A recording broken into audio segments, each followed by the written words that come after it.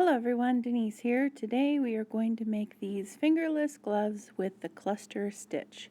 Now if you remember the hat that I had made in a different tutorial, you will remember this stitch.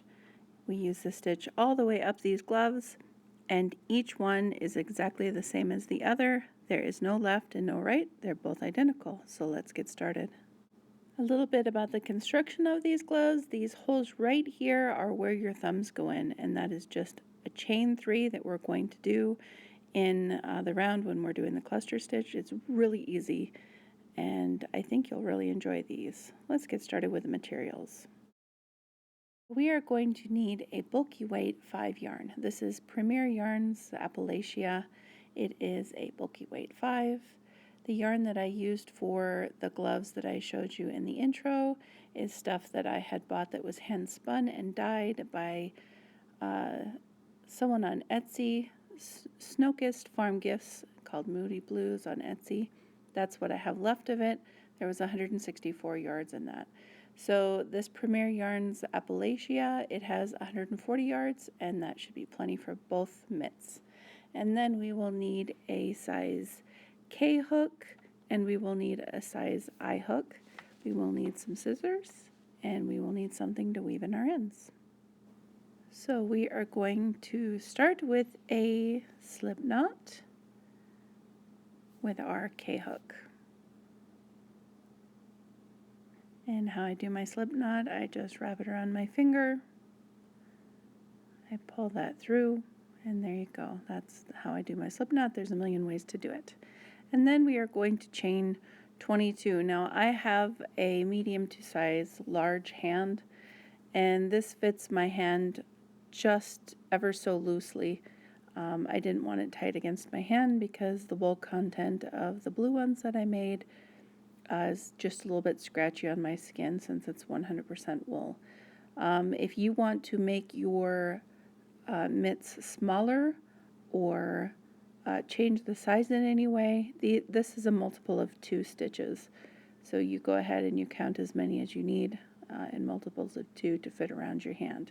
Then we're going to slip stitch to join into the round. And I'm just putting this on my hand to show you that it fits loose, but that's exactly the way I want it. So you do you chain as many as you need in multiples of 2. I did 22. So then we're going to start, we are going to chain 2. Get my yarn straightened around here. We're going to chain 2, and then we are going to do our beginning cluster stitch, and that is to do down in the same space where we did our chain 2. We are going to yarn over, go into the stitch, pull up a loop, and then we're going to yarn over and go through 2. Now we're going to yarn over again, go into our space, pull up a loop, yarn over, go through 2, and yarn over and go through all 3. And then we're going to chain 1. That's our beginning cluster stitch. Now we're going to, my yarn is fighting me here, just a second. We are going to skip 1 stitch, and then we are going to put a cluster stitch in the next stitch. So we're going to skip 1 stitch and put a cluster stitch in the next stitch. And that is yarning over, going into our chain, pulling up a loop, yarning over and going through 2. Then we're going to yarn over again, go into the same space, pull up a loop, yarn over and pull through 2. And then one more time we're going to yarn over, go into the space, pull up a loop, yarn over and go through 2, and then we're going to yarn over and go through the last 4 loops on the hook, and that is our cluster stitch. And then we're going to chain 1. Now we are going to do that all the way around for this round. We are going to skip one and do a cluster in the next stitch. And we're going to skip one and do a cluster in the next stitch. We're going to do that all the way around, and at the end of this round we are going to have one beginning cluster and 10 cluster stitches. So total we're going to have 11 cluster stitches at the end of this round. And I will meet up with you when we are done with this round. So at the end of round 1 here, you'll see we have 3 chains left here. We need to do our last cluster stitch in the middle stitch of those 3 to finish off our round 1.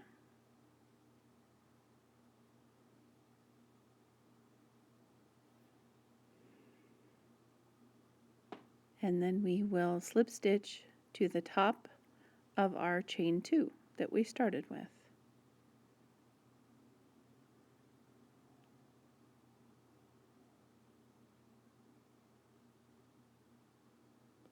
So just counting real quick here, we have our 11 cluster stitches just like we should, and we are ready for round 2. So for round 2 we are going to start with a chain 2 and do our beginning cluster stitch. We are going to yarn over, go into the same stitch. We are going to yarn over, pull through 2, yarn over, go into the stitch, pull up a loop, pull through 2 and pull through all 3 and chain 1. Then in between the 2 cluster stitches we're going to do a cluster stitch in each one of those spaces all the way around for round 2, and I will meet up with you for round number 3. We will still have 11 cluster stitches. Okay, we're going to slip stitch to the top of our chain 2 of the beginning of the round, and then I thought I would slip this on my hand to show you how I like mine to fit. I like it just a little bit loose. There's not any sort of sagging to it.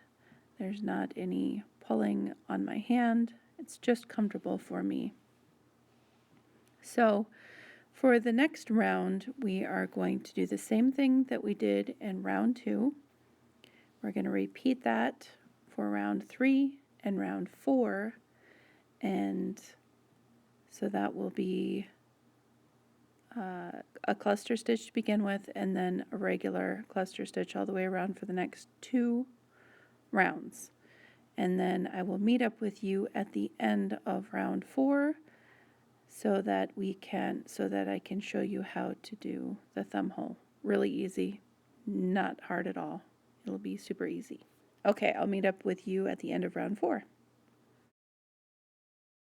Okay, so we're at the end of round 4 here, and normally we would chain 1 and then we would slip stitch to the top of our chain 2. But since this is for our thumb, we need to chain 3 here, and that allows us room for our thumb to fit in there, and we need to slip stitch to the top of that chain 2 after we chain 3. And that gives us enough room to put our thumb in. If you need to chain less or more, go ahead and do so, but chain 3 worked perfect for me. Okay, moving on to round 5. So round 5 we're going to start just slightly different. For round 5 we are going to slip stitch over to the first space in between our cluster stitches, so that we don't end up with too many stitches and have our mitt be loose.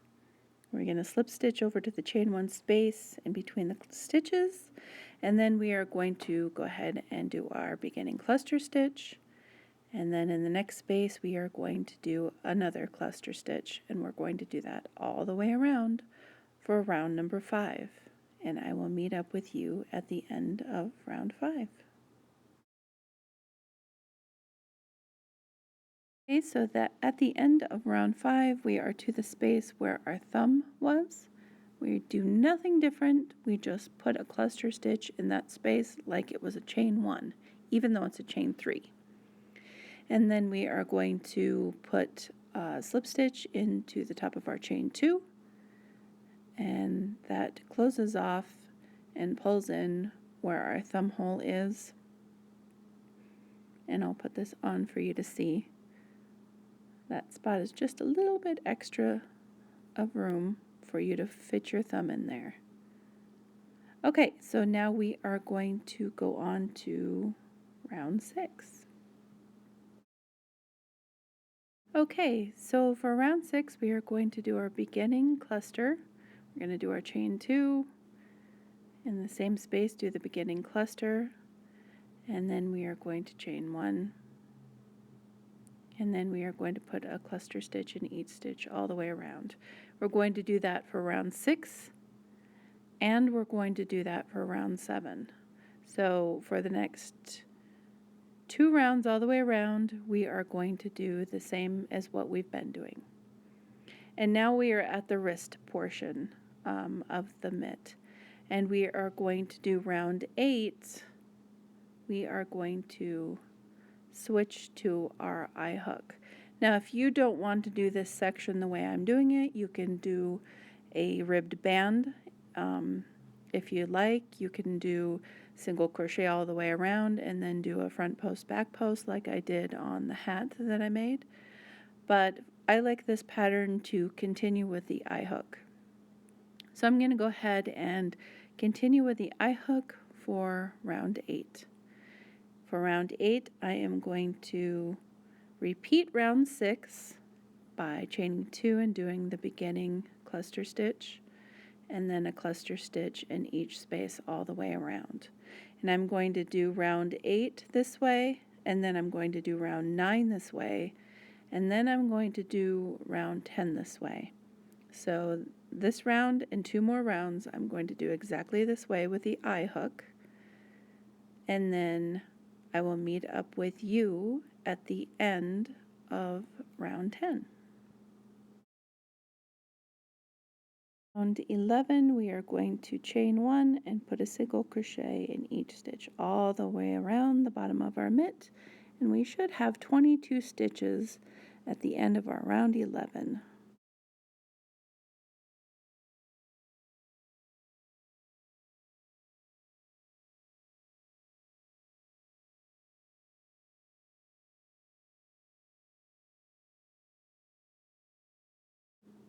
And then we need to flip our mitt over, and we need to do it all the way around. We need to do a single crochet all the way around the top of our mitt, and then we have a finished mitt.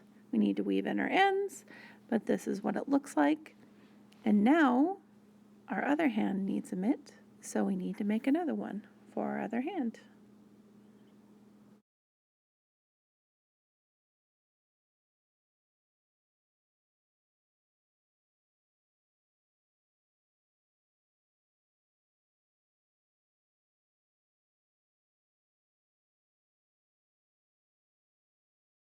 And then you have yourself a pair of mitts with one skein of yarn. It works out so good. This is the hat that I made that matches them. I'll pull that in so that you can see it here. Same yarn. It's a great matching pair. It'd make a great gift for anyone, I think. I love these, and it's going to be cool next week, so I will be wearing mine until it gets very warm out because my hands tend to always be cold. So I hope you enjoyed my tutorial. If you want to see other videos, link should be on the left. If you want to subscribe, the link should be on the right. And until next time, guys, thanks for watching. Bye.